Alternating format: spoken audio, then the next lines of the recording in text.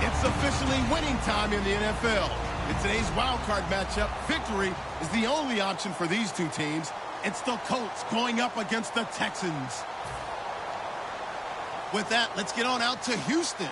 We're standing by as our commentary team, Brandon Guyton and Charles Davis. Larry, they broke ground on this place in the year 2000, opened it in August of 2002, and it's been the home of this franchise ever since. Welcome to NRG Stadium in Houston. Today we continue on in Wild Card Weekend with a great AFC matchup between the Indianapolis Colts and the Houston Texans.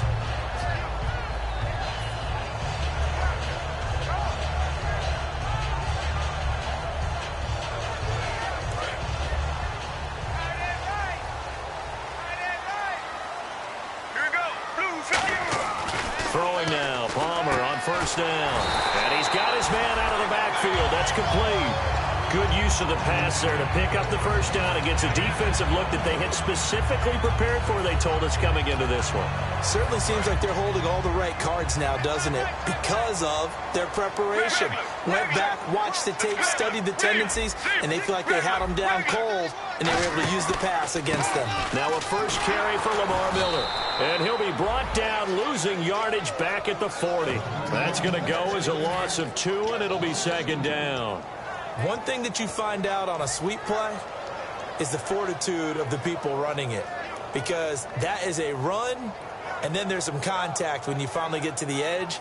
And those guys who can hold that point of attack and hold up on that contact, they create the plays that we just saw there. Really nice play by the defensive guys.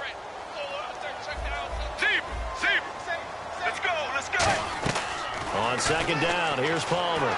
Dumps it complete to Miller. And he'll get it out to midfield. Looks like, yeah, they'll spot it right at midfield at the 50. It'll be a pickup of 10 yards. And just like that, it's third down. I like it, I like it, I like it. Get everyone involved in the passing game, and you know you can create those great mismatches throwing it to your guys out of the backfield. And on the first drive, that can also help establish some rhythm, right? I think so. It gets everyone involved. They feel like they're part of it, and really gets them amped up as they go forward. And on third down, the Colts have added an extra defensive back. Flooding the passing lanes. And he will find his man on the end route, complete. A nice pickup there, 10 yards, and it'll move the sticks. And that's one of his advantages of a passer.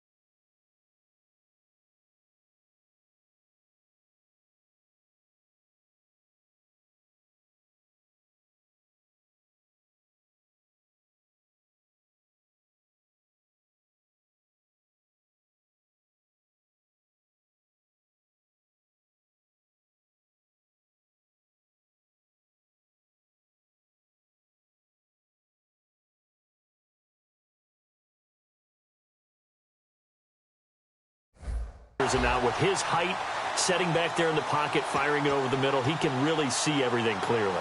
It is, and I know that other quarterbacks get it done different ways, all right? You don't have to be his height to make a great play.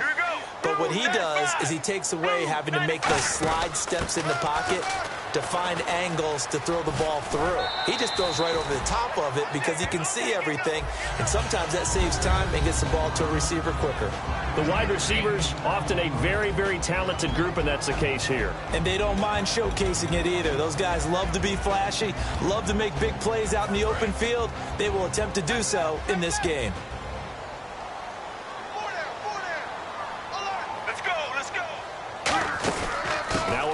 This is Alfred Blue, and he'll be brought down at the 27-yard line. Smart approach there, using the run to pick up the first. And that was a defensive setup they prepared for this week, knowing that keeping it on the ground was the best way to attack it. And that means also that they're able to read them pretty well. All the things they prepared for, when they get to the line of scrimmage, they see it in pre-snap recognition and know exactly how to attack based on their planning and preparation. They go again with Blue. He'll get a nice chunk there on the first down run, and it's 2nd and 4. This drive is turning into an extended one, and the guy carrying the ball, he's becoming more like a body blows guy. Every carry is putting some damage on the defense. So after a while, I'm not too sure how many guys are going to want to run up and tackle him.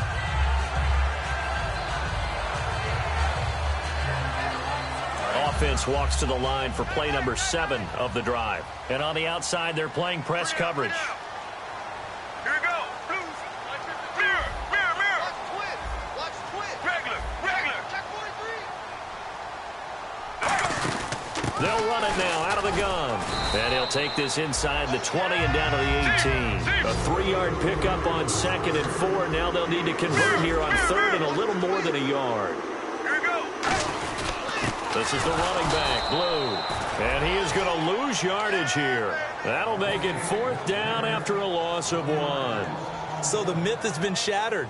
Every cornerback in the league is not just a cover corner. Some of them will stick their nose in there and make plays exactly as we just saw there. A big loss suffered by the offense after that nice tackle.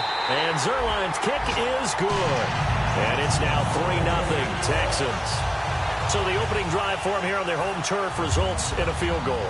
Now that's the way you want to get things started. Your stadium, your crowd, you've got the ball, put points on the board first, and let everyone start to celebrate. This fielded a few yards into the end zone. And the decision to bring it out is going to cost him about 7 yards all told as he's taken down back shy of the 20.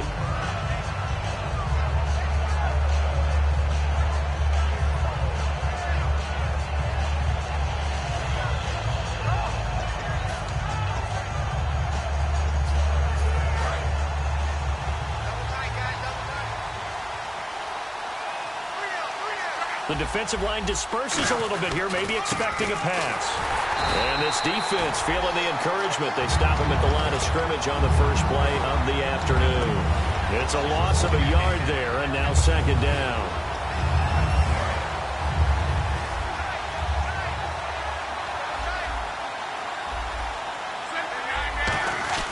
To throw on 2nd down is Locke. And incomplete there. A nice hit. Jars the ball free and brings up 3rd down.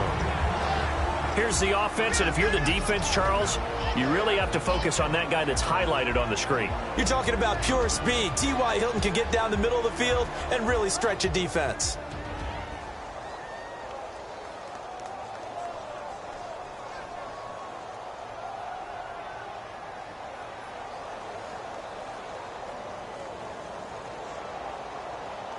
Offense needs 11. Have to think pass here on 3rd down.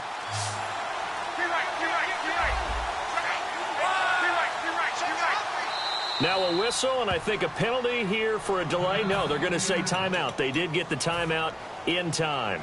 They'll have 2 remaining as we step aside here in this first quarter.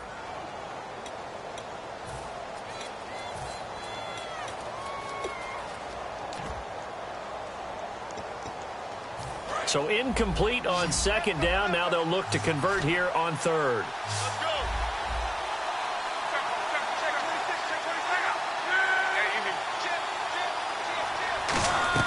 Throwing on 3rd down, Locke. It's complete here to T.Y. Hilton. And the athleticism on the spin move allows him to pick up the first before he's brought down.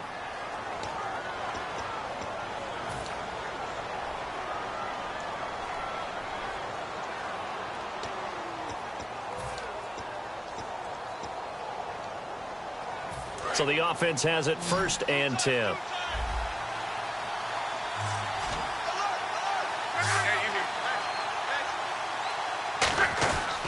Now a handoff here to his running back.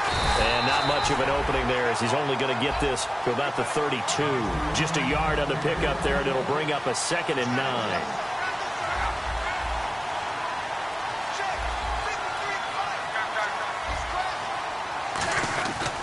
And they'll go with a ground attack here. Found a little room there as he's up to about the 37. Call it a gain of 5 that time, and they'll be left with a 3rd and about 4. And there's a run to be happy with.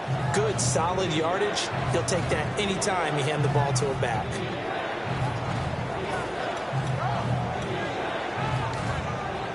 And now it's a 3rd and 4 situation for the offense.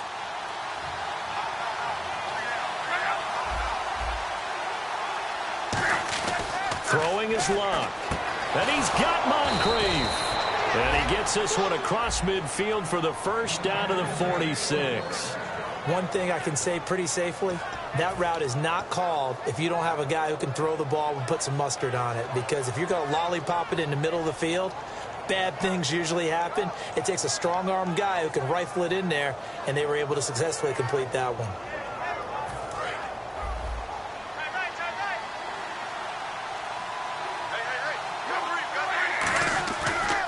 And they'll go ground game here with a tailback.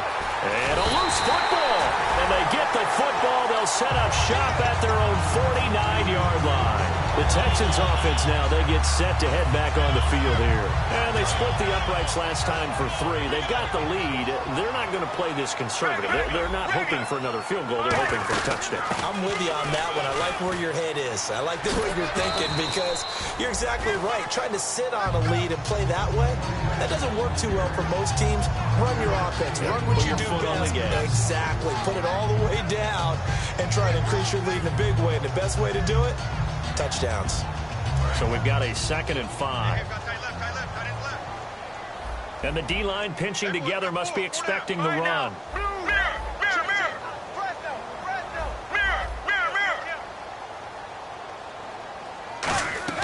Now Palmer to throw on 2nd down. And he fires one that's intercepted. A great read, and it's picked off.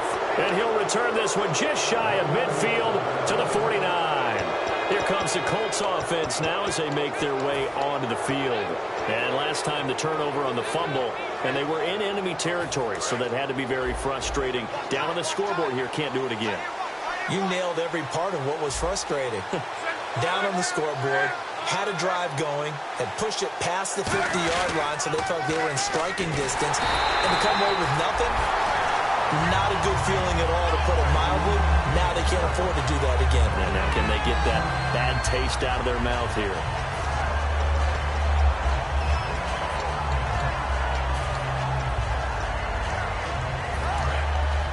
So the D-line's going to spread out. Here's Luck now on 2nd down. And the hit jarred it loose. It's incomplete. On any passes in the middle of the field, anyone who's going after the football is going to be conscious that it's probably going to be contested and often physically. Sometimes that leads to drops. Here's Luck. And he comes back with one complete. And he'll be taken down at the 44-yard line. Back with Charles Davis, I'm Brandon Gaudin. The Colts in possession of the football to begin quarter number 2. They are, however, facing a 4th down situation.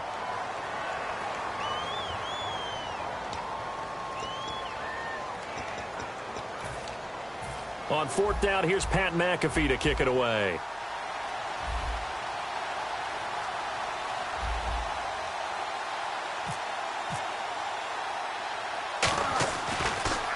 And here's a very low-line drive, almost whiffed on it. Fair catch called for and made, but now we'll have to see about the penalty. And the returner has that invisible shield around him. He deserves that space, didn't have it there. That's why the penalty comes out. Awareness goes on both sides of the ball. The guys chasing it down have to know whether the ball's going to be caught, fair caught, whatever, so they don't contact the punt returner. Miller, the lone setback. And he'll get it up the middle. And he's going to lose yardage and be backed up to the 25. A loss of a full 3 yards, and now it's 2nd down. The insistence of speed at every position is really seen at the defensive end spot. These guys in the old days were often outside linebackers. They just pushed them forward because they wanted to play fast and get to the quarterback or the running backs quicker than ever before. Now Palmer going deep this time for Miller. And both guys were there, but it falls incomplete. And when all else fails as a defender, when you're not there in the coverage, your best friend is exactly what we saw there.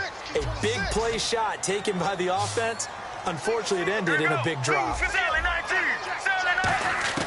Now Palmer on 3rd and long. He's got time in the pocket. He's going to take another shot here. And incomplete. He can't hang on. Would have been a nice catch. Instead, it brings up a 4th down. The Texans send the punter out as he's on to punt for the first time this afternoon.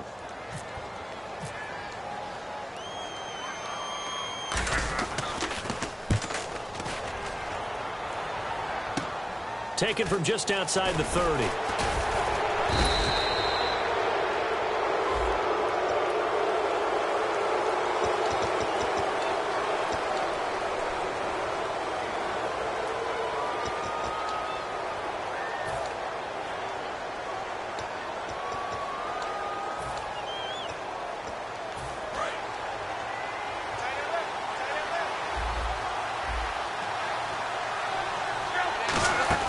They'll run it now out of the gun. Oh, nice move. Found a little room there as he's up to about the 37. It's a 6-yard gain on the ground, and that'll make it 2nd and 4. First play of the drive. Let's give credit all around. Excellent blocking, but the guy carrying the ball, he was the finisher. A really nice run. On 2nd down, here's Locke. He's going to flip that out to the flat. It's complete. And he's able to get this one out closer to midfield across the 45. I'm going to show my age here a little bit. We used to talk about running backs catching the ball as safety valves. Nowadays, they're a big part of the passing offense. Quit acting like you're so old. You're only 65.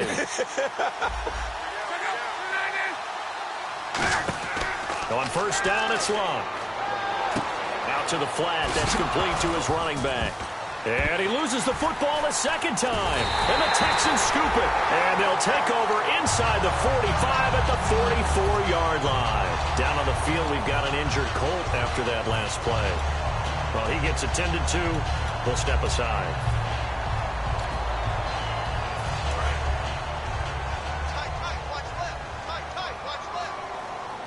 They come out here in the eye. A 1st down carry now for Miller. Trying to run inside, but nothing there. Call it no gain on the play, and it'll be 2nd down. And he got off the end there very quickly to make that play. Yeah, it was almost like the bullet train, wasn't it? I mean, just zoom. Quick, quick, quick. And what a terrific play, holding them to no gain.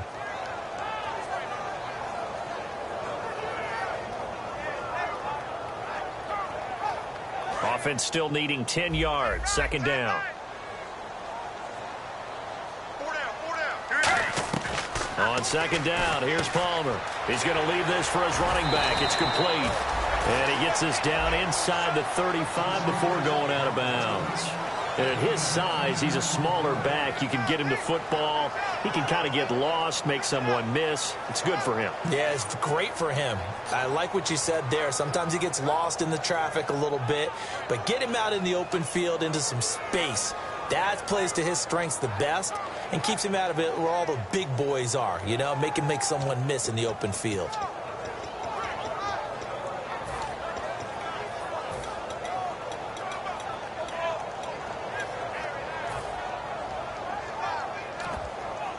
Third down now following the completed pass.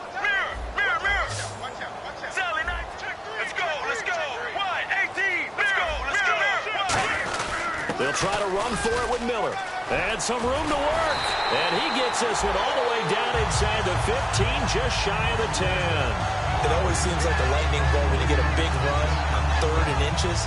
But in this case, all the credit has to go to the offensive line. They out-leveraged the defensive front and created a gap for him to get through and create that big-time run.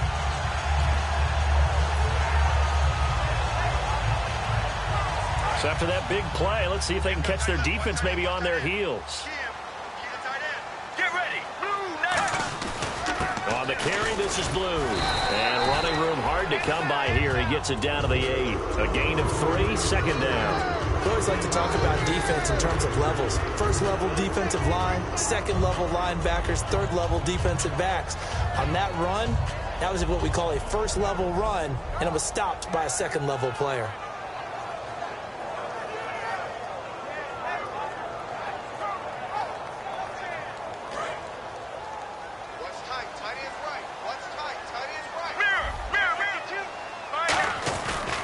On 2nd down, here's Miller.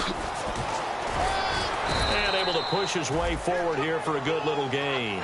Good work to pick up 7 yards there. That gets him into a 3rd-and-1 situation.